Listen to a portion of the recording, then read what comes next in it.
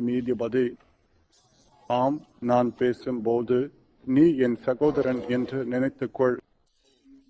சகோதரன் என்றால் ஈராக் நாட்டின் சகோதரன், இந்த மக்களின் சகோதரன். எனக்கு தூக்கு தண்டனை இருக்கிறது. அது எந்த ஈராக் குடிமகனுக்கும் இருக்கக்கூடிய ஒன்று.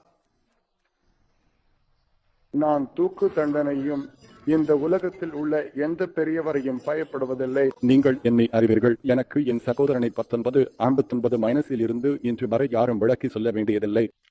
அதனால் எனக்கு தெரியும் உங்கள் மீது அழுத்தம் இருக்கிறது என்று எனக்கு தெரியும். உங்களிடம் ஏதேனும் குறிப்பிட்ட கேள்வி இருக்கிறதா? ஆம், நான் கேட்கப் போகிறேன். நான் உங்களுக்கு 30 வருடங்கள் சேவை செய்துள்ளேன்.